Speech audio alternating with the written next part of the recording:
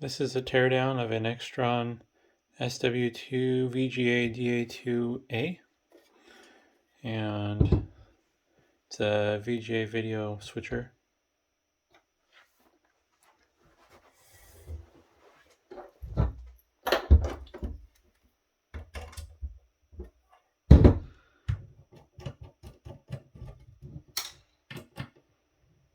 Oof. Looks like they used good Loctite on this one also.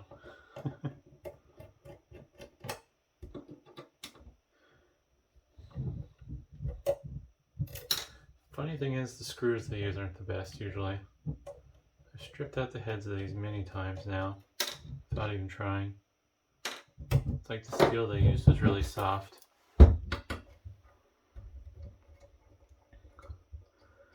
This runs off an external 12-volt power supply, whether it be through a Phoenix connector or a standard barrel connector.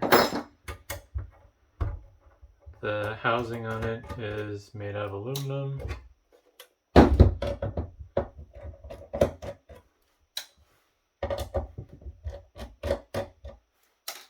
And I really don't expect there to be much inside of this, especially since it's externally powered.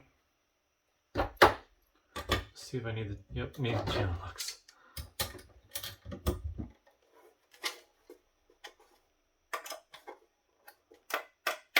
I don't know what it is with the Loctite they used on these threads, but holy cow, they are stronger than my fingers.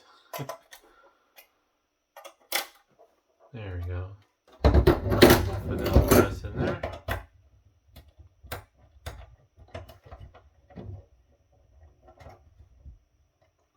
One thing I would like to learn how to do sometime is wire up these audio connectors. I believe they're intended to be used with balanced XLR connectors, but if I could wire it up with some RCA stuff, then maybe I could find a use for some of these particular units. I do have a rack I'm kind of building out in my warehouse for audio gear, where I want to be able to play music and movies and stuff. But I gotta get my projector screen mounted first, which I haven't figured out how I want to do that yet. I have, I think it's a 10-foot wide screen that I inherited through a recycling pickup. The only reason I haven't mounted it yet is because I want to figure out a way to mount it where I don't have to worry about it falling on my head.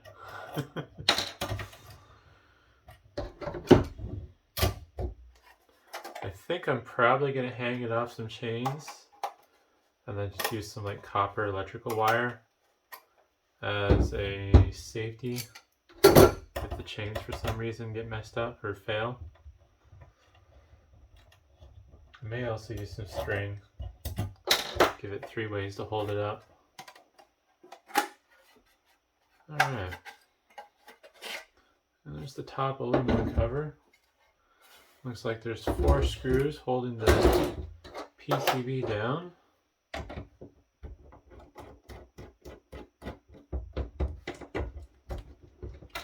They put some rubber bumpers on this for some reason. I guess they were concerned that maybe the PCB would try to touch the housing. I'm not sure. These screw down pretty solid, so yeah. Oh, there's a lot less on here than I was expecting. I'm gonna pull the label off this socketed chip.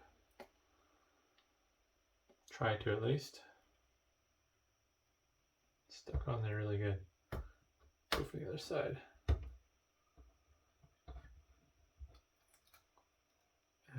Didn't come off very nice. Adhesive in it. It's a Motorola chip. I have a feeling this other thing is going to be the processor.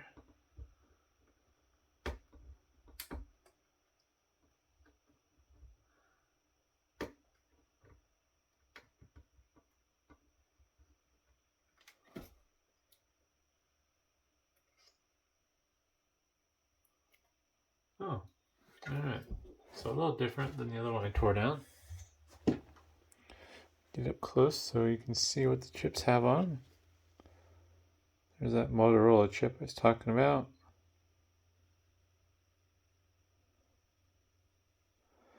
Got a Lattice branded processor. Some Philips chips. And this is just power regulation for where the power comes in. And as you've already seen, nothing to see on the bottom. Got my laptop here, so I'll look up some of these chips. Start with the Philips one. 74HC 4052N.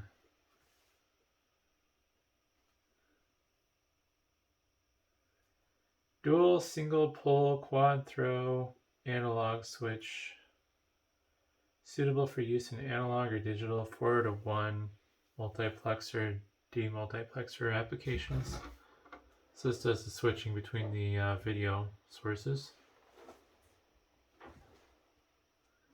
And then we'll look up the Lattice chip next.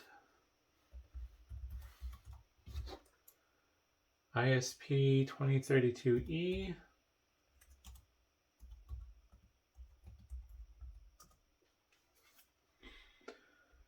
Here's the data sheet. Oh, gotta download it. Let's see what it is.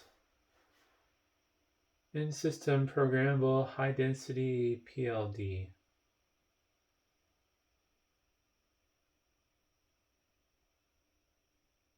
Thousand PLD gates, 32 I/O pins, 2 dedicated inputs, 32 registers. In-system programmable.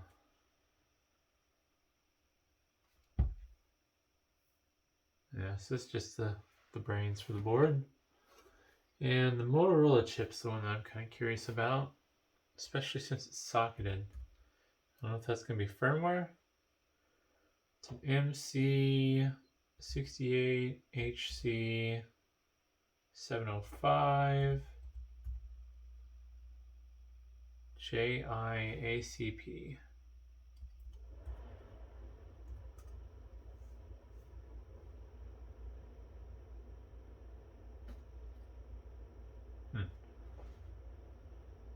Google's trying to tell me that's not what it is, so.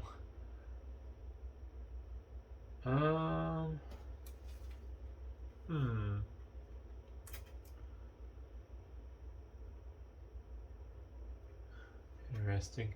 Google doesn't like my search. Oh, it's because it's J1, not JI. So it's an MC68HC 705 J1ACP.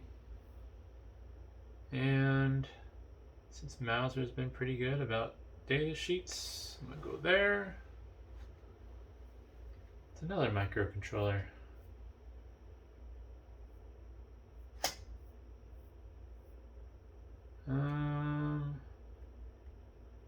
General description.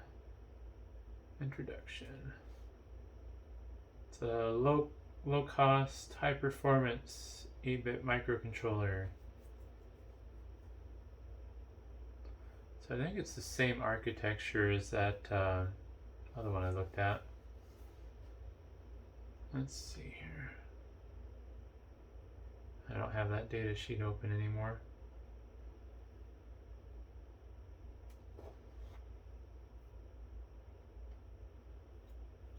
Has built-in EEPROM memory.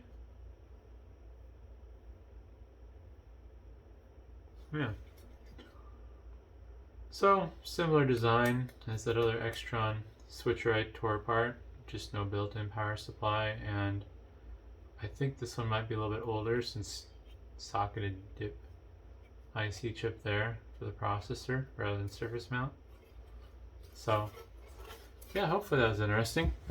Thanks for watching.